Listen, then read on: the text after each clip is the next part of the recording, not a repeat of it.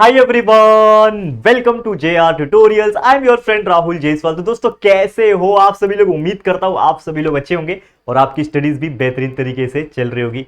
तो दोस्तों सबसे पहले तो यार दिवाली वैकेशंस कंप्लीट हो चुके हैं। ऑलरेडी मैंने एक वीडियो बनाया कि यार आप कैसे आपको अपनी स्टडीज की शुरुआत वापस से कर देनी होगी।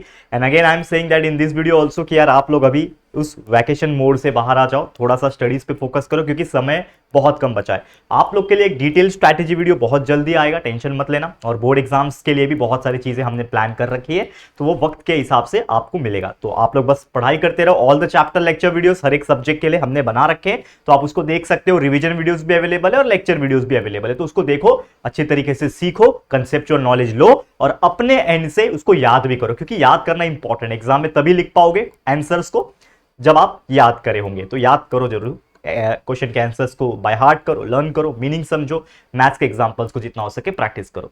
तो हम आ चुके हैं हमारे आखिरी पड़ाव पे। जी हाँ दोस्तों, जैसा कि आप जानते हैं कि हमने प्रॉब्लम सेट सीरीज की शुरुआत की थी 10th स्टैंडर्ड के लिए, जिसमें हमने मैथ्स पार्ट 2 यानी ज्योमेट्री का प्रॉब्लम सेट कंप्लीट कर दिया है। टोटल 7 के 7 चैप्टर मेंसुरेशन तक हमने प्रॉब्लम सेट कंप्लीट करा दिया।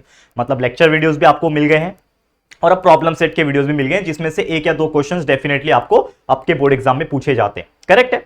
तो वो तो हमने करा दिया। अब आ चुके हैं हम लोग मैथ्स 1 के भी आखिरी चैप्टर के प्रॉब्लम सेट पे। तो मैथ्स 1 के लिए आ गए हम, जिसका नाम क्या है चैप्टर का? स्टैटिस्टिक्स। ये चैप्टर आप देख सकते हो और प्रॉब्लम सेट 6 का पहला लेक्चर होगा, जिसमें हम कुछ क्वेश्चंस को देखेंगे। Question number 1 basically MCQs type के क्वेश्चन होते हैं, लेकिन ये बिल्कुल आसान नहीं होते, क्योंकि कभी कभी क्या होता है कि हम लोग एक एक मार्क्स वाले क्वेश्चन को इग्नोर करते हैं कि ठीक है ना, चलो एग्जाम में आएगा कर लेंगे। लेकिन अक्सर ये होता है कि एक एक मार्क्स वाले क्वेश्चन ही आपको पीछे कर देते हैं लाइफ में, या फिर आपके जो एग्जाम्स में बोल लो या फिर कॉम्पिटिटिव में बोल लो।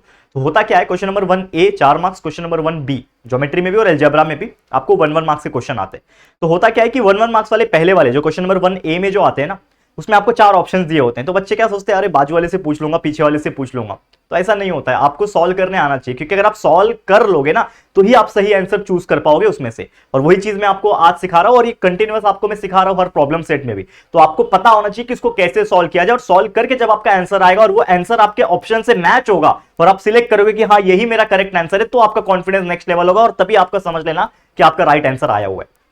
ठीक है, तो आज की वीडियो की भी शुरुआत करेंगे। अगेन ज्यादा क्वेश्चन नहीं, 3-4 क्वेश्चन है, बहुत छोटा वीडियो होगा, लेकिन ध्यान से आप देखोगे तो आपको समझ में आ जाएगा। ठीक है, इंस्टाग्राम अगर आप फॉलो करना चाहते हो जरूर से कर लेना, लेकिन हमारे ऐप को जरूर से डाउनलोड कर लेना। उसमें एक बहुत ही इंपॉर्टेंट बैच चल रहा है, विश्वास बैच, वो भी आप चेकआउट कर सकते हो और भी बहुत सारी चीजें वहां पे अवेलेबल है। ठीक है, चलिए वीडियो की शुरुआत हम लोग करेंगे। तो सबसे पहला क्वेश्चन जो कि आप स्क्रीन के ऊपर नजर डालोगे तो आपको दिखेगा, दैट इज यहाँ पे चूज द करेक्ट अल्टरनेटिव, यानी ऐसे ही क्वेश्चन आता है। क्वेश्चन नंबर 1A जो होता है आपके एग्जाम्स में, जिसमें आपको क्वेश्चन दिया रहेगा और उसके 4 ऑप्शन दिए रहेंगे। तो क्या बोल रहा है यहाँ पे देखो, the person of O blood group are 40%, the classification of person based on blood group is to be shown by pie diagram. ठीक है ना, पाई डायग्राम के हिसाब से शो किया जाएगा। And what should be the measure of the angle of the person of the O blood group. तो यहाँ पे एक ओ ब्लड ग्रुप का मतलब इन शॉर्ट ना, ये मतलब एक पाई डायग्राम वाला क्वेश्चन है। लेकिन यहाँ पे पाई डायग्राम से हमको लेना देना नहीं, सीधा क्वेश्चन से लेना देना। क्या बोल रहा है कि what should the measure of the angle, यानी हमें पता लगाना है कि ये जो एंगल आएगा, जिसको हम लोग सेंट्रल एंगल बोलते हैं, पाई डायग्राम में क्या होता है, सेंट्रल एंगल होता है। तो हमें इन शॉर्ट सेंट्रल एंगल का जो वैल्यू है वो कैलकुलेट करना है। और अगर आपको ध्यान होगा कि जो सेंट्रल एंगल होता है दोस्तों, इसका अगर हमें वैल्यू कैलकुलेट करना होता है तो बहुत ही ज्यादा इजी फॉर्मूला होता है। तो सेंट्रल एंगल की बात करें, देखो क्वेश्चन अगर आप देखोगे इसमें क्या बोल रहा है, ओ ब्लड ग्रुप के हिसाब से बोल रहा है। करेक्ट है, समझ में आ रहा है? तो इसमें बोल रहा है कि 40% जो हिस्सा है, अगर आप देखोगे पर्सन का ओ ब्लड ग्रुप का, मतलब समझ लो कोई पाई डायग्राम होगा। अगर मैं एक रफ फिगर आपको बनाऊं तो रफ फिगर में एक सेंट्रल एंगल बीच से लगभग 40% हिस्सा क्या है, ओ ब्लड ग्रुप का है। बहुत सारे ब्लड ग्रुप होते हैं, ए होता है, बी होता है, ए बी होता है और ओ होता है।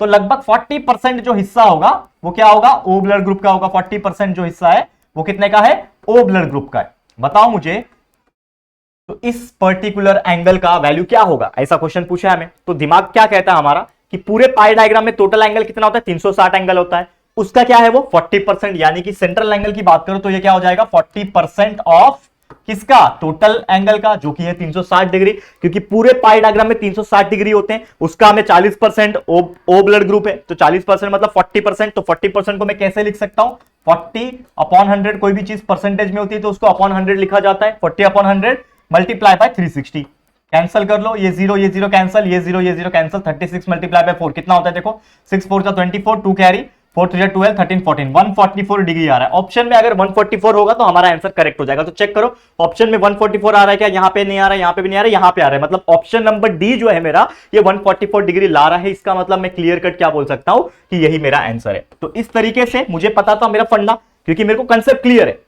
मेरे को पता है कि अगर कोई भी चीज का एंगल निकालना है, यानी सेंट्रल एंगल, पाई डायग्राम के एंगल को हम लोग सेंट्रल एंगल बोलते हैं। तो सेंट्रल एंगल निकालना है, किसका निकालना है? ओ ब्लड ग्रुप वाले का निकालना है। ओ ब्लड ग्रुप कितना कंट्रीब्यूट कर रहा है? 40%। तो 40% ऑफ किसका? पूरा एंगल कितना होता है सर्कल के अंदर, पाई डायग्राम के अंदर 360 होता है। तो 40% ऑफ 360 मतलब कितना आ गया? कैलकुलेट किया 144 आ गया, खत्म कहानी।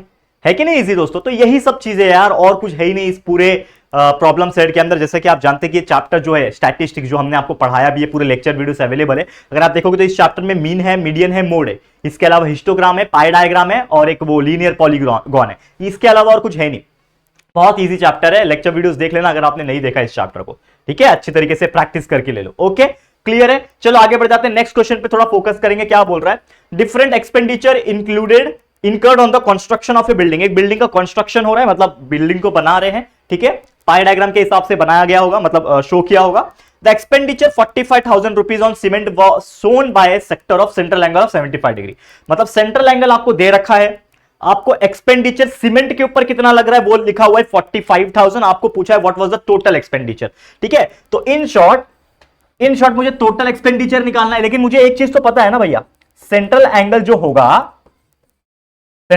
होगा वो क्या होगा कि सीमेंट के ऊपर जो एक्सपेंडिचर लगेगा, एक्सपेंडिचर ऑन सीमेंट जो लगेगा, उसको अगर मैं टोटल एक्सपेंडिचर से डिवाइड कर दूं तो मेरा ये फॉर्मूला बनेगा। यानी central angle is equal to expenditure of cement upon total expenditure. और इसके ऊपर, मतलब इसके अंदर अगर मैं अपना वैल्यू डाल दूं, जो कि है सेंट्रल एंगल का वैल्यू, देखो दे रखा है मुझे 75 डिग्री, यानी कि 75 is equal to expenditure on cement कितना है? 45,000 डाल दिया, अपॉन टोटल एक्सपेंडिचर मुझे निकालना है। ठीक है, और ये मल्टीप्लाई होता है 360 से, ये भी लिखना मैं भूल गया, दैट इज मल्टीप्लाई बाय 360। अब अगर मैं इसको मैं सॉल्व कर लूं, देखो यहां पे ध्यान से, इसको अगर मैं सॉल्व कर दूं तो हमारा एक आंसर हमें मिलेगा। तो टोटल एक्सपेंडिचर यहां आ जाएगा, मान लो टोटल एक्सपेंडिचर यहां पे आ गया। Total expenditure will be equal to what? ये इधर जाएगा तो ये हो जाएगा 45,000 डिवाइड बाय नीचे 75 आ गया। ठीक है, 75 यहां आ गया और मल्टीप्लाई बाय 360। देखो कुछ कैंसल आउट हो रहा है क्या? 360 हो गया, कुछ कैंसल आउट होता है क्या? चेक करते हैं हम लोग। देखो 15 की टेबल में 15 4 जा 60, 15 5 जा 75 होता है, 5 नीचे आ गया, और 15 3 जा 45 होता है, 3 आ गया, और ये 3 0, 1 2 3 0। ठीक है, ये 5 1 जा 5 होता है, और ये 5 7 जा 35, 1 बचेगा 10, 5 2 जा 10 बराबर। मतलब 3000 मल्टीप्लाई बाय 72, 3000 को 72 से मल्टीप्लाई करो। देखो 2 3 जा होता है 6 एंड 3 2 जा 6 एंड 3 7 जा 21, 216, और इसके आगे 3 0, 1 2 3 0। मतलब ये वैल्यू आ रहा है। देखो मैंने ये कैलकुलेशन किया, थोड़ा रफली दिखा होगा, लेकिन मैंने ये कैलकुलेशन किया तो आ गया 216000।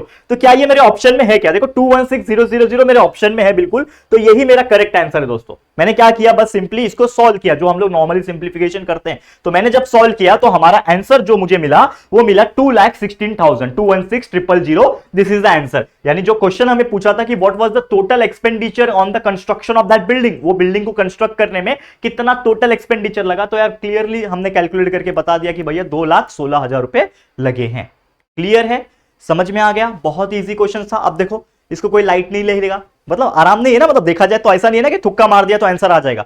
तो अगेन मैं आपको एक एक चीज बोलूंगा कि यार ये एक मार्क्स वाले क्वेश्चन को अंडर एस्टिमेट मत करना। 4 क्वेश्चन आते हैं, ठीक है ना, एक मार्क्स वाले जो ऑप्शन के साथ होते हैं, और उसके बाद 4 क्वेश्चन वापस आते हैं जो विदाउट ऑप्शन होते हैं। टोटल 8 मार्क्स आपके 1 मार्क्स वाले क्वेश्चन ही आते हैं आपके बोर्ड एग्जाम में, अलजेब्रा ज्योमेट्री दोनों के अंदर। तो ये 8 मार्क्स आपके हाथ के हैं, इसको बिल्कुल जाने मत देना, और इसके लिए ऐसे क्वेश्चंस की प्रैक्टिस बहुत अच्छी तरीके से करके ले लेना। ठीक है, समझ में आ गया? चलो नेक्स्ट क्वेश्चन पे चलते हैं। नेक्स्ट क्वेश्चन क्या है, देखो समझो इसको। क्या बोल रहा है question? Cumulative frequency is a grouped frequency table are useful to find dash. Cumulative frequency को हम लोग सीएफ बोलते हैं। ठीक है, सीएफ बोलते हैं, करेक्ट है, याद है कि नहीं? तो क्यूमुलेटिव फ्रीक्वेंसी किस मतलब इसे ग्रुप फ्रीक्वेंसी और टू फाइंड डैश, मीन निकालने के लिए, मीडियन निकालने के लिए, अब मोड निकालने के लिए। अगर आप देखोगे तो मैंने आपको मीन भी सिखाया हुआ है, तो मीन का अगर आप फॉर्मूलेस को याद करोगे तो मीन में कहीं पे भी क्यूमुलेटिव फ्रीक्वेंसी नहीं आता है, करेक्ट है, मीन में कहीं पे भी क्यूमुलेटिव फ्रीक्वेंसी नहीं आता। लेकिन जो हमारा मीडियन था, अगर आपको याद आ रहा होगा, तो मीडियन में जो था ना वो क्यूमुलेटिव फ्रीक्वेंसी बिल्कुल उसमें आ रहा था, करेक्ट है। अगर आपको याद आ रहा होगा तो बहुत ज्यादा अच्छी बात है, बहुत अच्छी तरीके से आपको ये सब चीजें समझ में आ रही होगी। ठीक है, क्लियर है? तो बिल्कुल अच्छी तरीके से आपको फोकस रहना है ताकि आप लोग को ये सब चीज बिल्कुल अच्छी तरीके से समझ में आ जाए। ठीक है ना? तो हमारा इसका आंसर क्या हो जाएगा? Median. And next and last formula माफ करना, last question of today lecture, जो कि चौथा question, the formula to find mean from a group frequency table. Mean निकालने का फॉर्मूला क्या है? X bar is equal to A plus summation of F I U I upon F I into H जी। ठीक है, ये फॉर्मूला है। Okay, in this formula U I is equal to dash, मतलब हमें पूछा यू आई का वैल्यू क्या है। ऑप्शन है एक्स आई प्लस ए अपॉन जी, एक्स आई माइनस ए। हाँ, तो आपको याद होगा कि यू आई का जो वैल्यू होता है, यू आई का जो वैल्यू होता है वो डी आई अपॉन जी होता है। अगर आपको याद होगा डी आई अपॉन जी होता है। डी आई का मतलब क्या होता है? डी आई का मतलब जो होता है वो होता है दोस्तों एक्स आई माइनस ए, यानी अज्यूम मीन को आप एक्स आई से माइनस कर दोगे और जी तो रहेगा ही, तो आपका ये फॉर्मूला बनता है। करेक्ट है? एक्स आई माइनस ए का फॉर्मूला बनता है। करेक्ट है? तो D I upon G is equal to X I upon A upon G. ठीक है, क्लियर है? तो यहां पे आप देख सकते हो एक्स आई माइनस ए अपॉन जी किधर है, ये आपका ये दिख रहा है, that is option number 3 is the correct answer. Clear है? समझ में आ गया? ओके, तो दैट्स इट, आज के लिए फिर इतना ही। इसी के साथ हम लोग ये आज का लेक्चर एंड करते हैं। अब जैसे मैंने आपको बताया कि ये जो चीजें हैं ना ऐसे ही चलेगी, आप लोग बस अच्छी तरीके से फोकस करना।